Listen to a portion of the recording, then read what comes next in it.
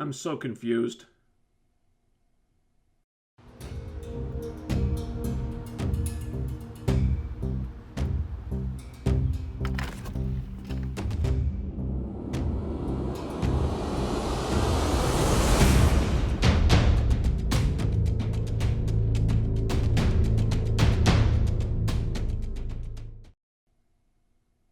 The Batwoman writer's grasp on continuity has always been bafflingly incompetent.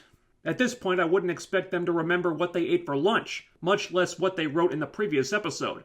But even going by those horrifically low standards, I don't think I've seen this before. This might be a first, because when they can't even reach the bar they set for themselves anymore, that's not just their normal, everyday, run-of-the-mill incompetence, that's next-level stuff. This is, we smoked a whole bunch of crack, sniffed paint fumes until we couldn't stand upright anymore, and then let our dog write the episode for us incompetence. Now that might sound harsh, because if you watch this episode, you probably thought a dog could write a better script than that, and suggesting that's what happened is an insult to dogs!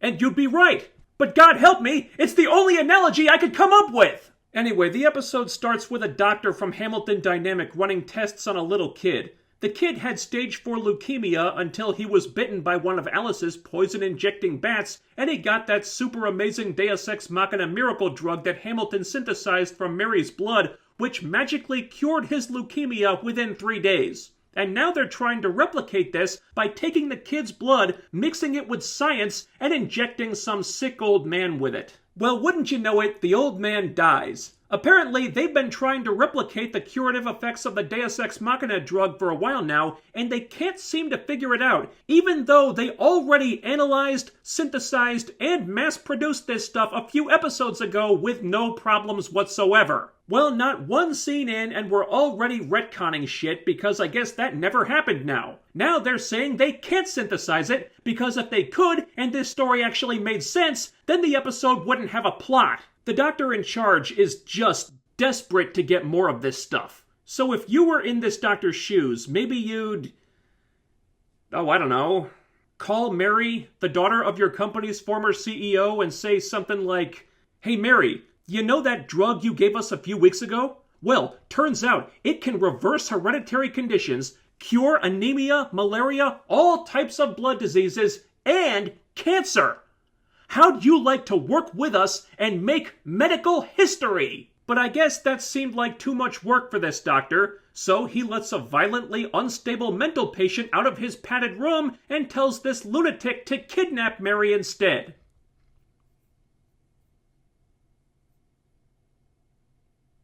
Is it too early to revisit that not having a plot idea?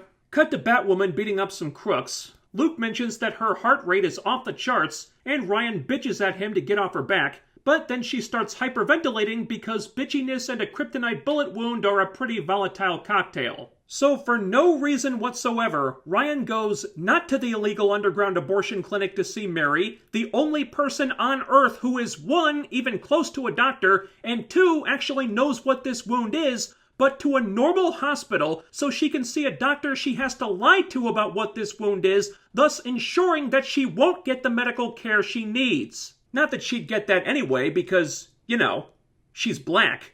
You think I'm joking? Well, I'm not. After they wait around for a while, Angelique grabs a doctor who, 1, is not Ryan's attending physician, and 2, is already busy dealing with a patient who's coding down the hall and virtue signals at this guy about how black women die of neglect by a disproportionate rate in this country. Pardon me, sweetie, but unless Ryan is literally dying of neglect right now, then I think the patient in cardiopulmonary arrest takes f***ing priority. Ryan's not even in pain at the moment. She's just calmly sitting there perfectly fine. But nevertheless, the doctor focusing on the patient who can't f***ing breathe instead of Ryan means that he's a racist. Any normal TV show would probably intend for us to sympathize with the doctor in this situation.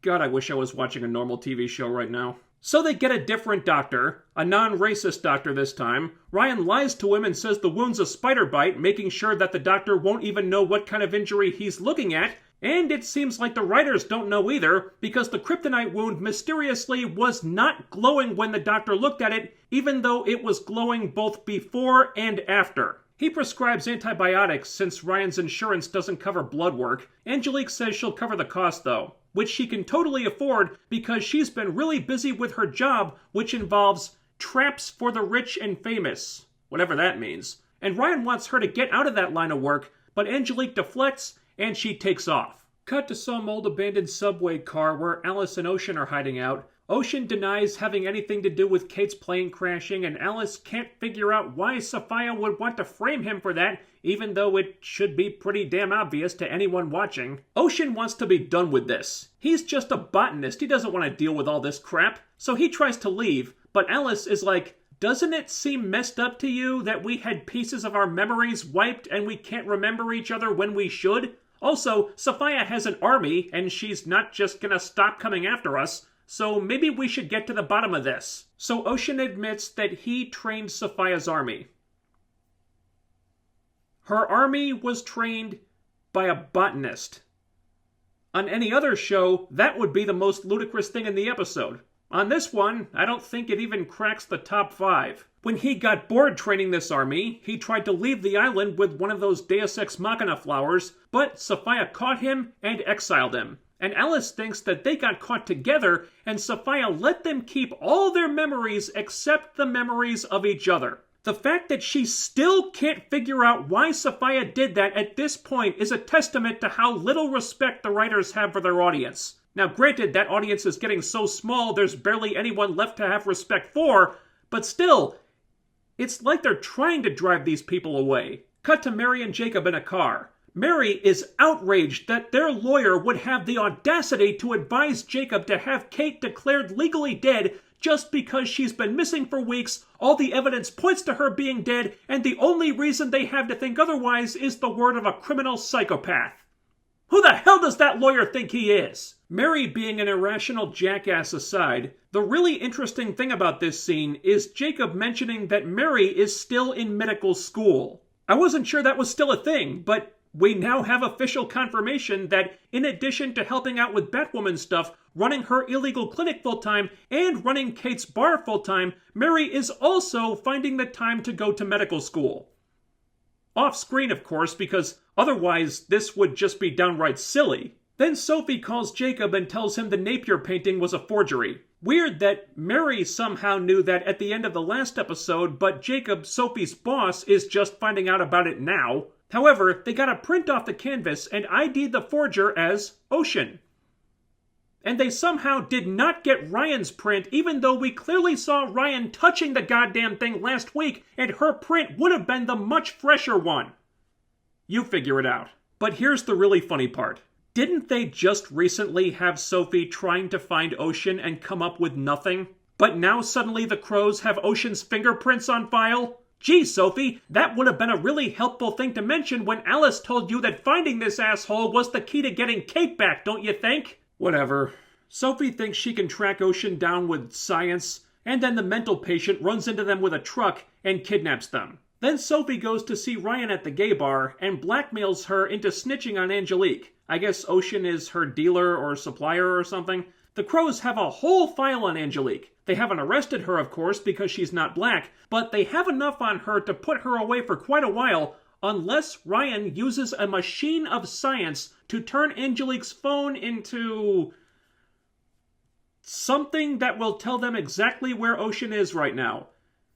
It's probably best you don't think about that too much. Ryan wants no part of this, even though Angelique let Ryan do hard time for her and is still selling drugs after that debacle, and the fact that Ryan doesn't hold a grudge about that is kind of insane, but she agrees to it on the condition that the Crow's file on Angelique disappears afterward. Cut to Mary and Jacob, who are waking up tied to chairs. Holy shit, I'm saying that a lot this season. The mental patient, Aaron, took them to the illegal underground abortion clinic, and here's where shit gets really confusing. He wants the magic Deus Ex Machina drug that Mary gave Hamilton Dynamic. He was told it's somewhere in this lab. Mary says there's none left. He asks her where she got it, and she tells him, but she says it's not in her system anymore. Not in her system anymore?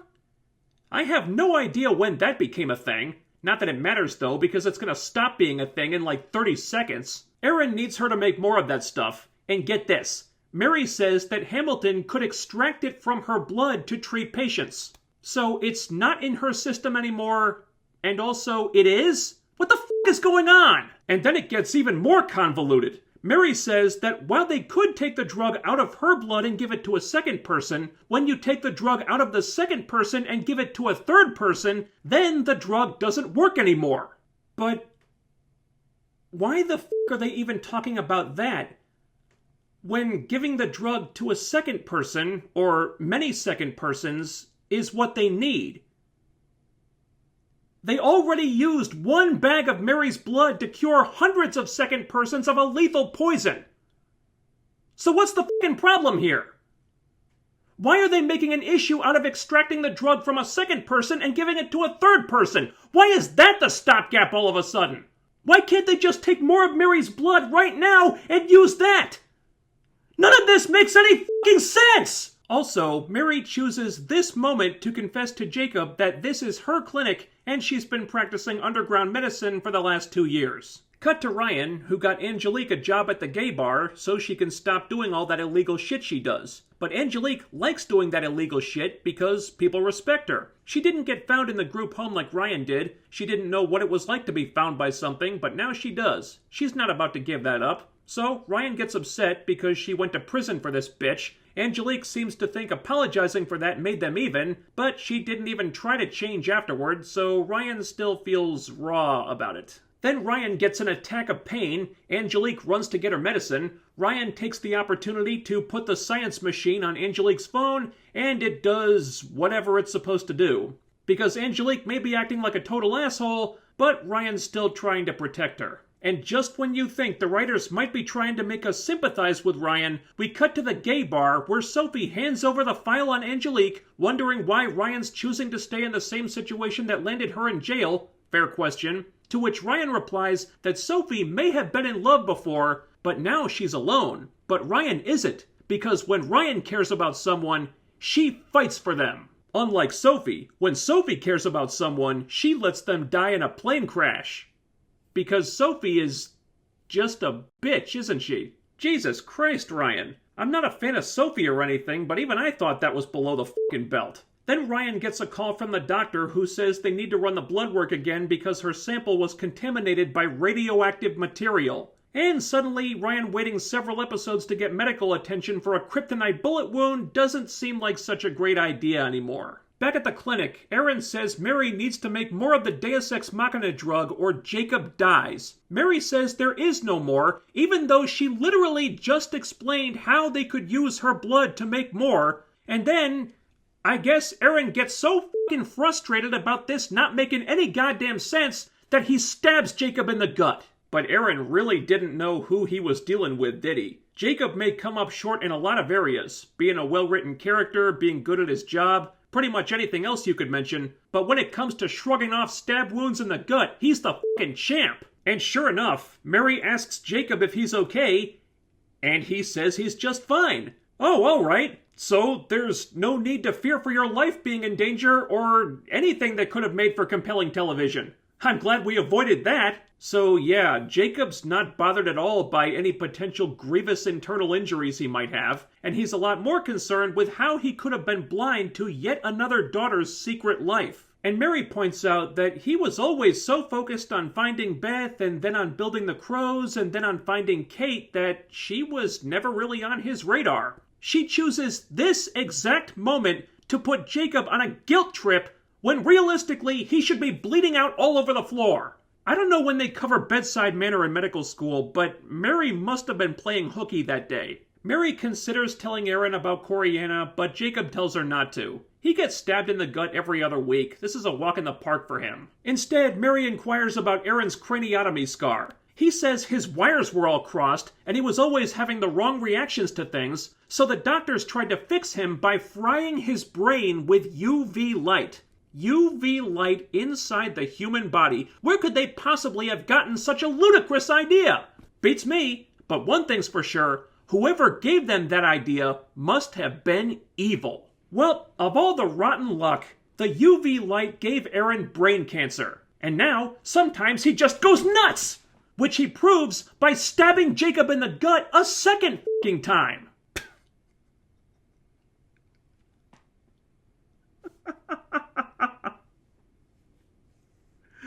Oh my god. Do you realize that this is now the 4th time in 2 seasons that this has happened to Jacob? The 4th time!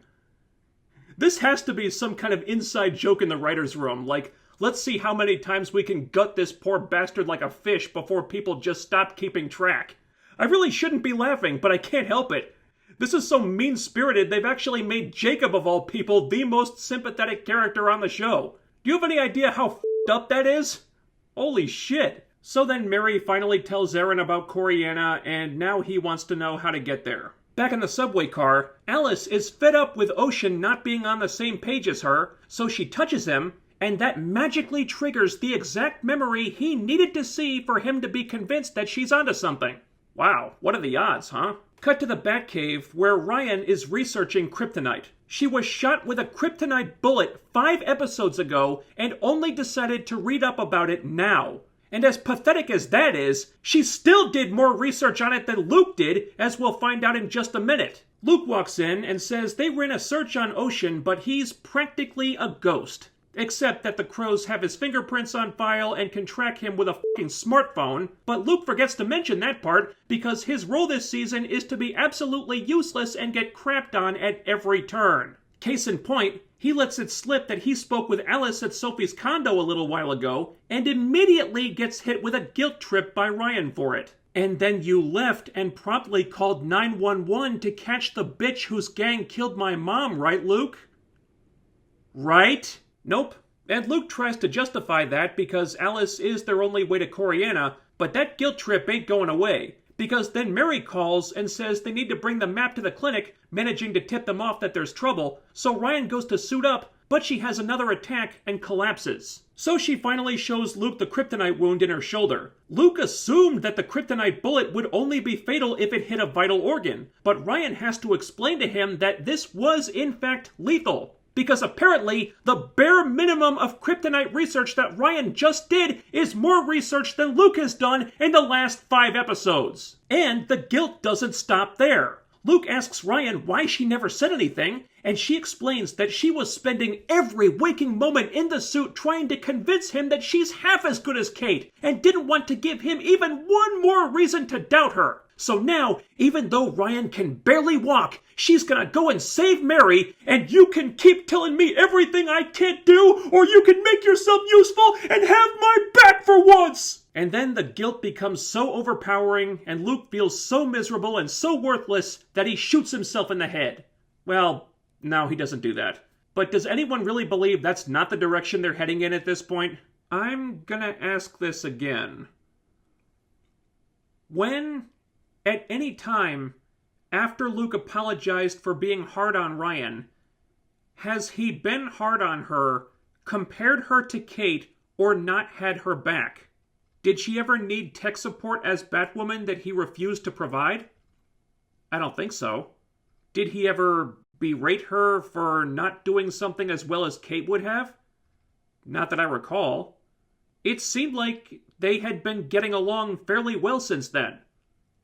So where the f*** is this coming from? He apologized for being hard on her, and then stopped being hard on her. The issue was resolved at that point. Except it wasn't, because Ryan keeps claiming that Luke is doing all this mean shit to her that he hasn't been doing. The only way this makes any sense is if the apology got retconned and then all the mean shit that Ryan says Luke did happened in between episodes. I mean, I always knew these writers liked taking shortcuts, but god damn it, having an entire fucking subplot happen off screen, that's pushing it even for them. Back to Alice. She calls Tatiana, but Sophia answers instead, and Sophia's being really evasive, but Alice finally figures out that this has all been a game to manipulate Alice into killing her old boyfriend. She thinks it's sick, but she doesn't have many options here, so she takes out the super special magic knife and goes to kill a bitch. Her and Ocean fight, and this is intercut with a flashback of Ocean training Alice to fight on Coriana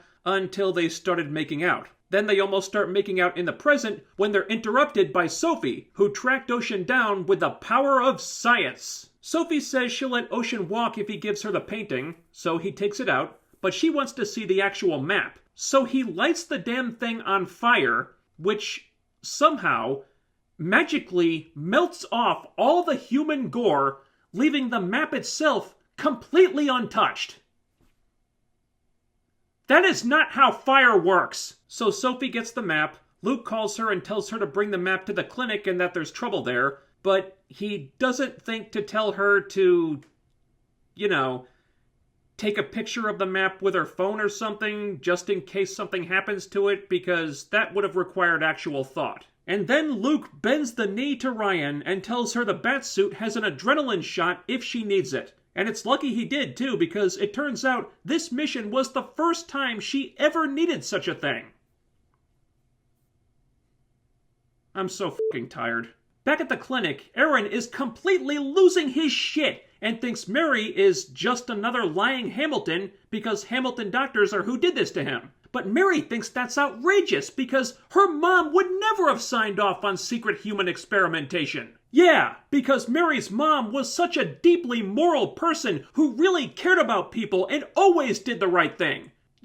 Except for the arson and the attempted murder and stuff that people always seem to forget about. Aside from that, she was a real stand-up gal. You. So Aaron's about to smash Jacob's head with a big metal bed frame or something, but Sophie comes in with a gun. So Aaron throws the bed frame at her, attacks her, and she goes down faster than Glass Joe. So we've discovered another loophole in the rules of this show. Men are technically allowed to win fights as long as they're fighting alongside Batwoman or fighting against Sophie, because Sophie just sucks at everything. For a group of writers whose Season 2 mission statement was to really champion the POCs, Sophie and Luke have not been making out so well here.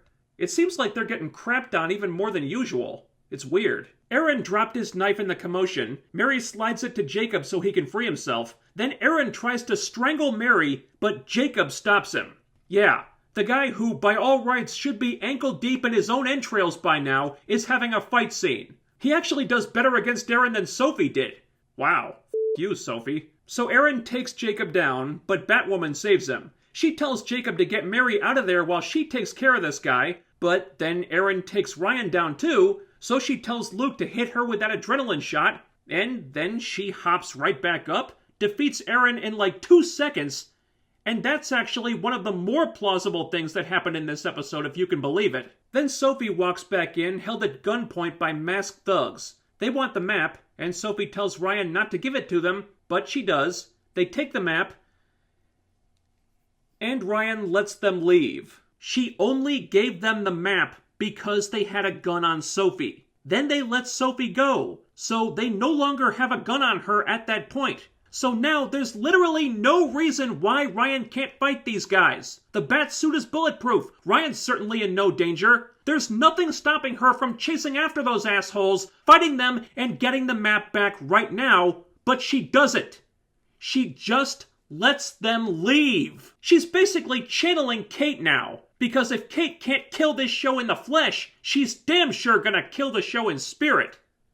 You poor bastards. Cut to Bruce's office. Luke now thinks Ryan is the bestest ever because she was God's gift to Gotham while suffering from a terminal illness, and if that's not a hero, what the hell is? And what's more, Ryan also helped them find Kate, even though Luke acknowledges that they're never going to see Kate again. Between this and the flip-flopping about Mary's blood, it's like there's 2 different scripts here. Did the story editor just not come into work that day? Mary thinks they're going to find Coriana, get the Deus Ex Machina flower to save Ryan, and get Kate back. Luke thinks they have no way of doing those things, but that's not true, Mary says. We have my dad. She's officially pinning all their hopes on Jacob. That's where we are now. And I think Mary may have gotten the wrong idea. Sure, Jacob's a beast when it comes to shrugging off stab wounds. If you need someone to take a knife in the gut, he's your guy. But when it comes to pretty much anything else, well, you'll see. Cut to Crow's HQ. Jacob is totally fine after getting stabbed in the gut twice. Didn't even need to go to the hospital. Dude's a broken record with that stuff. Mary asks him if her mom knew what her company was doing to Aaron, and Jacob thinks her mom was a lot like Mary, a woman who would do anything to help people. Again, minus the arson and the attempted murder and the falsifying of DNA evidence in a missing person case and so on. And then Jacob breaks the news to Mary that he's shutting down her illegal underground abortion clinic because, hope you're sitting down for this one, it's illegal. I know, right? I mean, illegal doesn't mean much on a show where the writers just decide what the law is on a week-by-week basis, but still, I'm not sure why Mary didn't see this one coming. Believe it or not, Jacob actually holds the moral high ground here for once. Practicing medicine without a license, impersonating a doctor, possession of narcotics. He has an airtight case. But I make people think they're worthy of being alive, Mary whines. And yes, that is an exact quote. This show. Mary even says that her mom knew about the clinic and was proud of her. Oh really, Mary? So your mother, the criminal, was proud of you for being a criminal? I don't see how that helps you. And Jacob, bless his heart, is ready with a solid comeback to that argument. Your mom was using people as human experiments. Even if she meant well, it doesn't matter. This is how it starts. Every sick person who walked through your door was an experiment because you're not qualified. You're not a doctor. Yes! Thank you! I've been waiting 26 episodes for someone to say that. Jacob is absolutely 100% right about all of this. The only problem is that the writers are framing him as the bad guy here. We're clearly meant to sympathize with Mary in this situation, and it's horseshit! So you finally pay attention to me, and then you take away the thing that means the most to me? I liked you better when you acted like I didn't exist! Mary is taking this whole thing as a personal attack on her, and I just want someone to punch her in the fucking face. You can't be this stupid! This isn't personal, Mary. This is you being guilty of multiple, very serious crimes, and Jacob actually doing the right thing for a change, because apparently you're completely incapable of comprehending that you actually did something wrong here. You should be thanking Jacob for putting a stop to what you were doing before you got someone killed due to, you pretending to be a doctor when you're not one. And you know what else you should be thanking Jacob for, Mary? Not arresting you and putting you in jail. Because that's what the fucking police would have done. If the police actually did anything in this town. Hell, the way I see it, you're getting off real easy here. So why don't you take your whining, your complaining, your savior complex, your self-righteousness, and your self-entitlement and go f*** yourself. So Sophie eavesdrops as Ryan talks to Angelique. Angelique knows that Ryan bugged her phone with science. She feels betrayed by Ryan, and the irony is completely lost on her. Ryan says she needs Angelique right now, but Angelique can't trust Ryan anymore, so she leaves. And the actors were trying here, but I really couldn't give less of a shit at this point. And the episode ends back in the subway car. Alice appears to have killed Ocean. She calls Sophia to tell her the job's done, but Sophia needs to see the body before Alice gets Kate back. But then, shocker, Ocean is still alive, and the dead Ocean is actually just a corpse fitted with an ocean ass mask. So Alice's brilliant plan really hinges on Sophia not examining that corpse too closely. Seems like that could backfire very easily, but who the hell cares? At least the episode's over. I'm not sure what happened here. There was so much confusing shit going on. What was the deal with Mary's blood? First, the Deus Ex Machina cure is no longer in her blood, but then it is still in her blood, but then Erin acts like it isn't in her blood and doesn't just draw some of her blood to get the cure that way. So, which one is it? Is it still in her blood or not? I have no fucking clue! Then the writers somehow can't even figure out how to make Ryan sympathetic when she's dying from a terminal illness. You'd think that would be pretty hard to screw up even for them. Except Ryan takes this opportunity to murder herself and make Luke feel like shit for doing things that, as near as I can figure out, he never even did. And then there was the asinine plot by the Hamilton doctor. If he thought Mary had the drug at her clinic, why did he send a fucking mental patient to get it and risk blowing the whole thing because Erin was clearly unreliable when he could have just used those thugs instead? The thugs were going to the clinic anyway. There was literally nothing Erin did that they couldn't have done. So why did you need any of this? What was the point of all this? To waste our time? To give the few viewers you have left even more incentive to stop watching? Well, you certainly accomplished that, writers. Well done. That's it. This video's over. This episode. This show. I'm getting out of here. Leave a comment to help me fight off the algorithm. Ding the bell icon for notifications. Follow me on social media so you'll always know when I upload stuff. The link is down there. Thumbs up the video. Share, subscribe. Make sure you're still subscribed. I'll be back with more soon. Until then, do all the YouTube things, and I'll see you next time.